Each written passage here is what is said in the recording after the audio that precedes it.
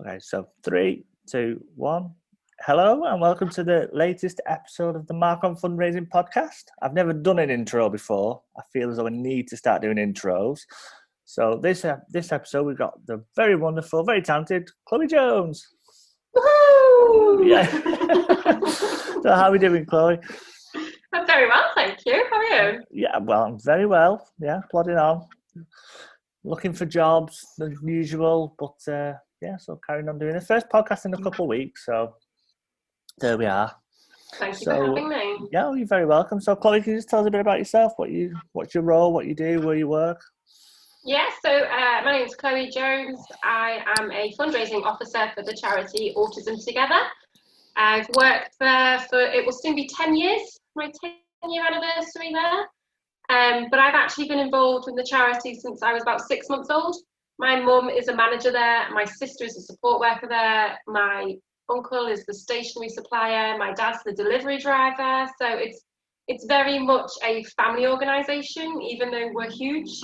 Yeah. And a lot of people don't realise how big we are. But when I was very young, my dad lives in the farm next door to our main residential site. So people we support used to come over at the weekends for bike rides and barbecues. So I've grown up with people with autism throughout my whole life, and it's in my blood to work for this charity. So I love it. Wow, so it really is like a family affair. Then you've got everybody works there. Yeah, there's lots of staff have family members that work at Autism Together, and everybody I think on the Wirral knows somebody that works for our charity or is has support from our charity. Because a bit about Autism Together, we're a charity that's been around, I think it's our 52nd birthday this year, or 53rd. So we've been around a long time, and we now support over 400 individuals with autism, and that's young children right through life, so all ages, and we have residential care, supported living, respite, we have a day services provision, we also have children and family, and we have an award-winning training and advice service as well. Wow. And we currently employ over 1,000 staff. Wow. It's a very massive organisation. Well, it's a big organisation, but I think that's nice that it's got that family feel to it as well, because that you can't replicate that. That must be like a really nice feeling to know that your mum worked there, your dad's worked there, all your family involved in it. That must be really nice. But no, it's lovely, and everybody knows everyone, and we're all in it for the same reason, aren't we? So our support workers are just outstanding. Especially over the last 6-7 months, we've realised just how, well, we knew anyway, but just how incredible they are, giving up their own family time to look after the people we support. So we're very blessed to have amazing staff. Yeah, so I think a lot of charities as well, not as well, but a lot of charities have struggled with through COVID. So what was the pre-COVID fundraising looking like? Was it going well? Was you optimism we're quite high? So we're quite an old school organisation. So there was 3 in the fundraising team post COVID, and we did a lot of traditional events, summer fun days, Christmas carol concerts, those type of things. We went out to a lot of schools to do autism awareness sessions. We linked in a lot with our friends and family of the people we support. We had a garden centre, which is now closed. And so prior to COVID, we didn't do anything online. Nothing was virtual. We didn't sell any Christmas cards or nothing was virtual. It was all stalls at events. So even though we're quite a large organisation, we were very old school in that sense. We did very well as a charity. So, but after COVID has hit, we've had to diversify like everybody else, really. Yeah, we will get onto that. But what was so were you furloughed? Was the team furloughed? Were people furloughed? How was that? So we were a small team of 3 fundraisers, and during COVID, about August time, one of our team retired. So we're now just a team of 2. But we have not been furloughed at all. We've remained working full time throughout, obviously from home, a lot of work, and we only go into the office now when we need to, to post like thank you letters or send off parcels, that kind of stuff, bank money. So we have limited access to the office, and we have stayed working constantly throughout. The beginning of lockdown, I had the joys of working full time with a 2-year-old at home because my partner works full time too. So that was eventful, shall we say? Yeah, because you were saying to me before that you're not enjoying working from home so much because you're working from a breakfast bar and that. So Yeah, it is that, isn't it? You've got to adapt to your new working surroundings. yeah. I've found, especially before I started working in fundraising, I had this idea that fundraisers and charities were kind of at competition with each other. And, we don't talk to each other because, we need to keep all the secrets to fundraise for ourselves and the supporters. But I've found that is completely the opposite. Actually, fundraisers are exactly the same. We're a huge, amazing group of people. And during lockdown, the networking and support for fundraisers has been amazing. Lots of new Facebook groups I've joined just for fundraisers and webinars, back-to-back webinars really, but it's been nice to network with other fundraisers and learn from them. With fundraisers, I think what it is you can stay in your own little bubble for a long time, and you can stay in that for years and years and not go out and meet another fundraiser. You just think you're staying in your own little world. Yeah. And if you do step out of that little bubble and that little comfort zone, you can see that there's so many different fundraisers out there, and they're all willing to help. Yeah, I'm just amazed by the Facebook groups. Yeah, how much everyone's like, well, have you tried this or have you looked at that? And you can ask the simplest of questions, and nobody judges you, and it's fine because we're all in it together as fundraisers, especially at the minute with a lot of fundraisers being furloughed or made redundant. So it's nice to be able to support each other. Well, that's it. That's what it's about, isn't it? You got to help each other, support each other, definitely through difficult times. Like I said, there's thousands and thousands of fundraisers, and there's all the different sectors as well. There's the arts, there's animals, there's there's hospices. So it does feel like, oh, it's like you said, it's all very secretive. It's all very mine, but it's not. No, I knew it before COVID, but since COVID, it's been amazing to speak to other fundraisers, especially when you work from home, because I'm a social person. I bounce off other people, and I need to talk to other people. Yeah. And when I'm at home, I've just got my cat. My little girl's gone back to preschool, so it's nice to just be able to, moan, rant, or celebrate something as well. Yeah, I'm sure the cat's great that you're talking to other people to moan at. So there wasn't really a back to work sort of routine for you because you were always working right the way through. Yeah, so our office, when it kind of got that lull, I think it was around August time where everyone thought, oh, we're getting better and we can get back to normality. We started a rota for the office. So there was Team A and Team B. And there was a lot of competition on who was going to be on Team A, by the way, even though it meant nothing. But I was clearly on Team A. So we could go into the office one week and then we had to work from home the week after. So that was how it was going to be. But it actually lasted about 2 or 3 weeks before we started. The advice was to work from home again. And now I live on the Wirral, so we're Merseyside. Yeah. And we were the first area to be in a tier 3 lockdown. So yeah, we're back to how it was months ago and very limited access to the office, only when I have to, really. Right. So how is the fundraising going now that it's in a post-COVID world? Yeah, so since COVID, we've gone virtual.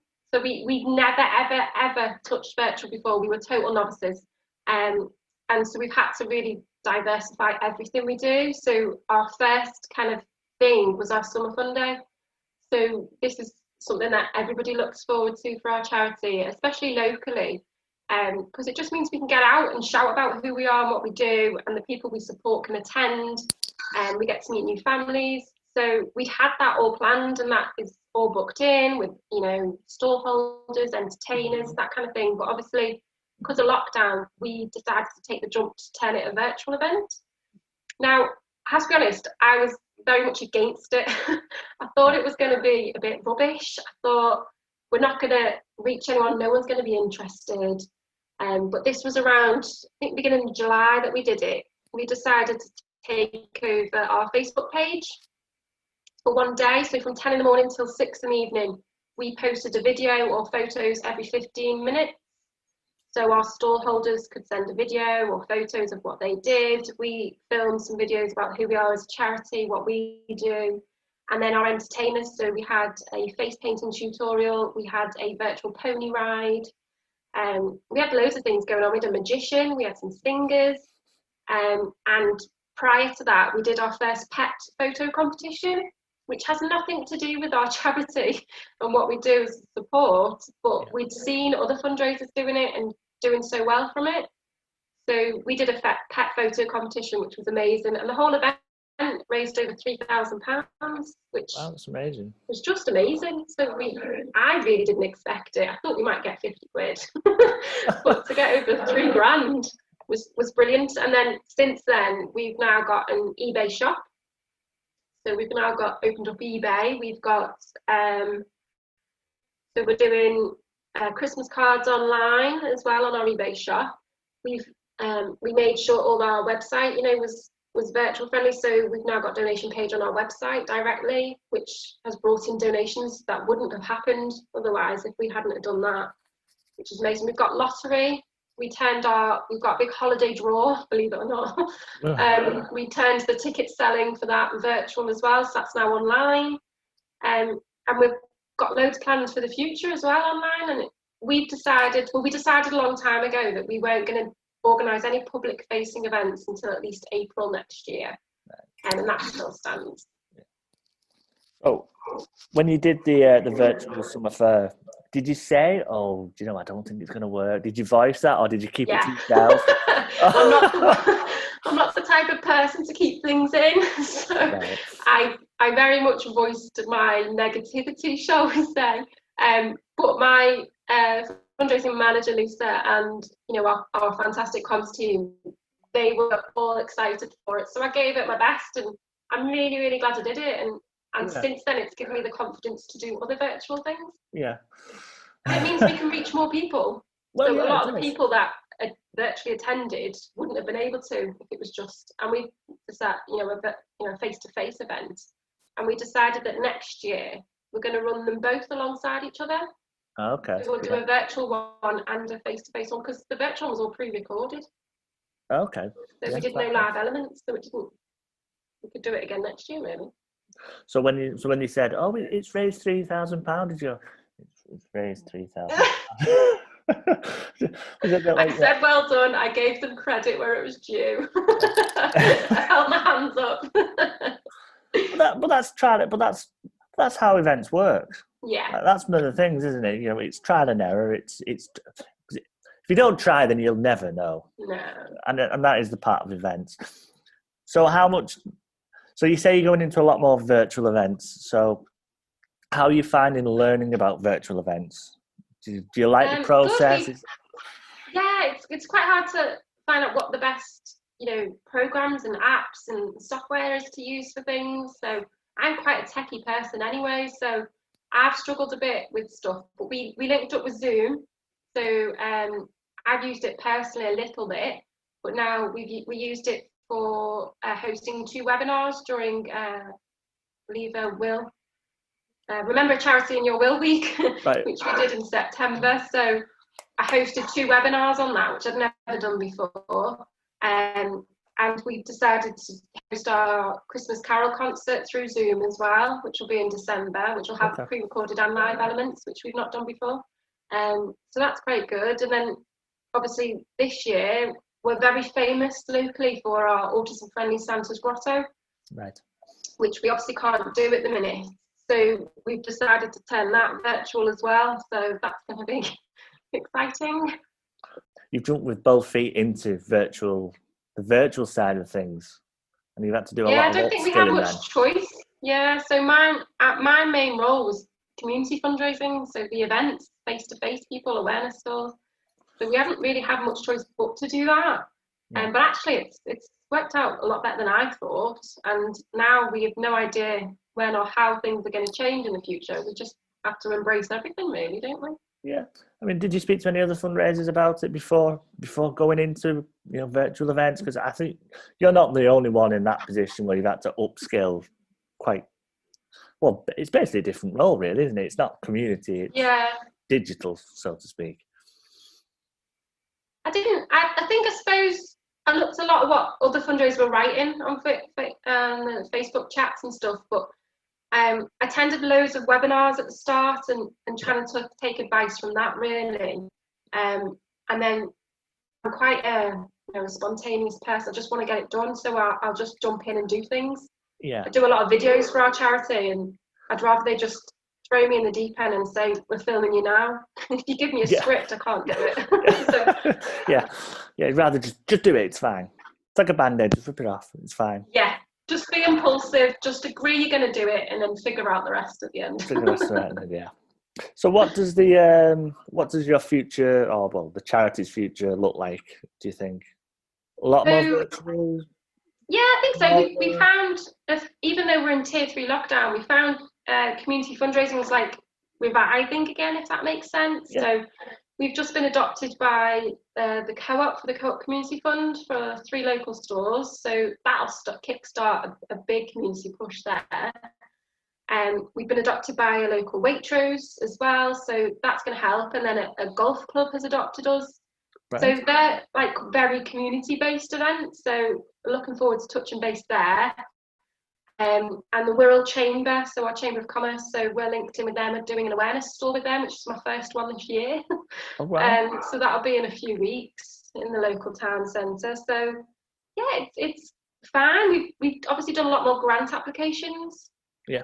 And our eBay shop is going to be a permanent feature now, as well as our Amazon wish list has been amazing for us. And we've had over £3,000 worth of items, well, nearly £4,000 worth of items through our Amazon wish list. Yeah. So that's been incredible too. Yeah. So you say that you're a team of 2 at the moment. Are you looking to grow the team? Because, and the reason I ask that is because I think sometimes charities, when things are going well and it's like a small team, they'll just keep asking you to make lemons from lemonade and keep going and keep going and keep going until you can't do it no more. But yeah, so I think they will be in the future. We've definitely, myself and my manager Lisa, we've definitely taken on loads more than we thought. And when I was once a community fundraising officer, it's now just a fundraising officer because that seems to cover everything. So that's okay to give me that title. Yeah. But I think so. I think at the minute, no, we won't be expanding the team at the moment. More financially wise, no one knows what the future holds. Yeah. Our charity is doing really, really well considering COVID and lockdown, but there's no point in expanding it until, we're out the other side, if that makes sense. So I don't think there will be anything until at least April next year. And then maybe after that, but we've got plenty of work to do and keep us quiet. I only work 4 days a week, so probably end up doing 5 soon. Yeah. So have you had many volunteers? Have you grown your volunteer base? Have you had many volunteers say, yeah, do you know what, I'll help you out? What's that been like? We don't really have a huge volunteer base. Before COVID, we get a lot of requests for volunteers, but they want to work with the people we support.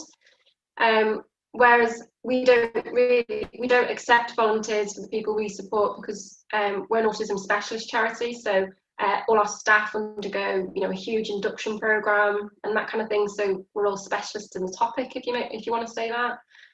Volunteer wise, we relied heavily on family and friends of the people we support. We'd get a few extra volunteers through meeting people, but we don't have a volunteer base. So, and with being a small team, I think a volunteer manager is a full-time role in itself to recruit people. So we get the odd corporate days, helping out the garden centre or the river park, or summer fun days, things like that. Since lockdown and COVID, there's been no reason to grow our volunteer base, and obviously now we're in tier 3 lockdown, we've not been able to even use corporate days. No. So I think it's something that we want to use next year. Maybe if we've got another team member, they could be the volunteer role manager. But at the minute, no. We normally have lots of volunteers like Santa's Grotto and things like that. So we're just trying to keep it more in house for safety reasons, really. Yeah.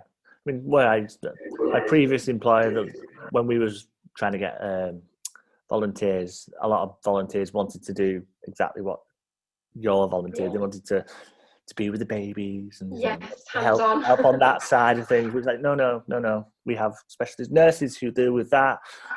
We need help here doing this, that, and the other. And it's like, no, I'm good. I'm fine. It's like, oh, okay, that's They probably up to you then. And then they'll say, "Oh, we're up for anything at Summer Fun Day," and then you ask them to empty the bins, and they're a bit like, "Oh, I wanted to do the frilly stuff." But it's okay. We all chip in. I've got no problem emptying a bin at a Summer Fun Day. Oh, it's a funny story. At another place I used to work, we had a volunteer. She actually ended up being a full-time member of staff, and we was always like the charity partner at the event.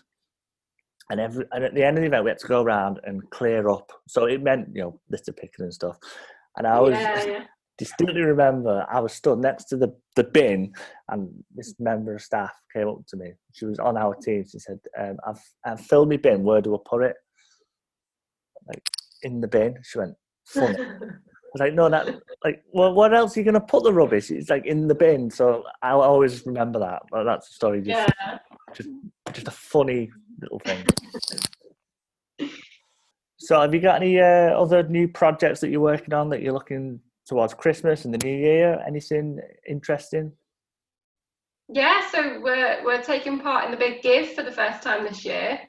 We've never done it before. I don't know if you have. Have you taken part in the Big Give?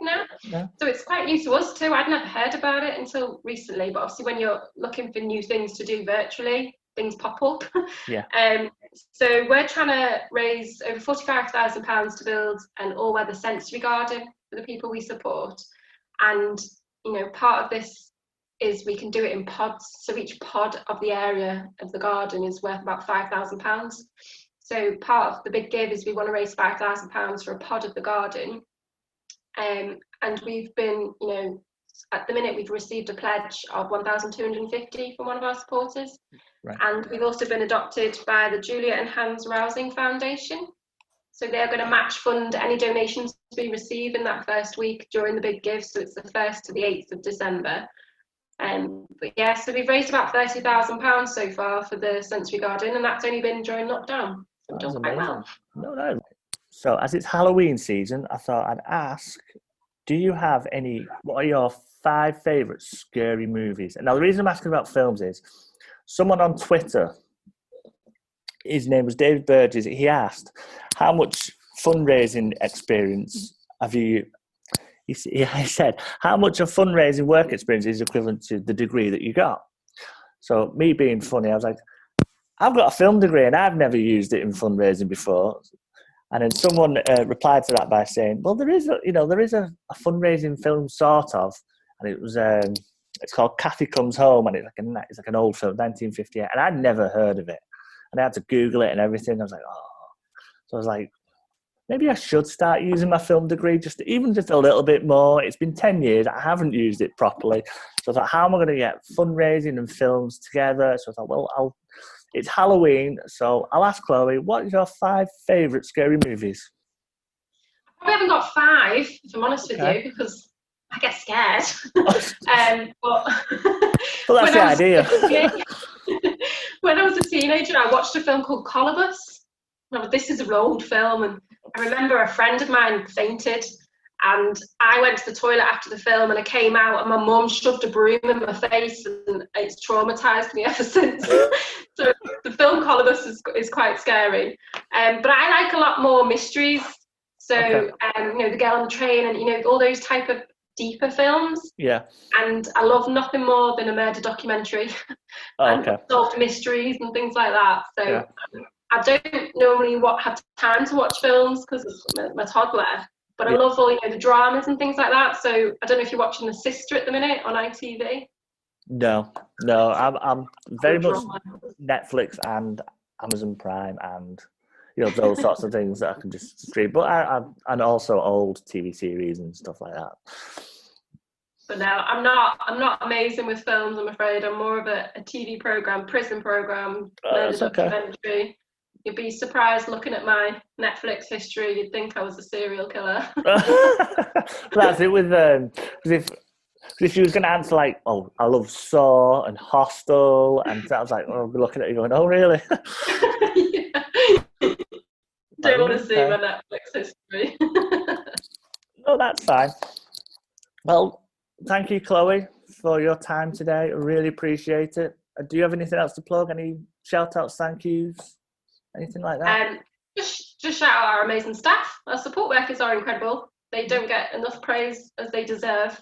Yeah. So I just want to say thank you to them. Obviously, our personal team, Lisa, my manager, she's just phenomenal. I've learned so much from her, and we wouldn't be able to do what me and Lisa do without our comms team. So Chris and Paul from our comms just work tirelessly to make sure that our final demands, our very last minute requests get done. So thanks to them, really. And Rick, he was the other team member that we had that retired. He was not just a colleague, he's my best friend.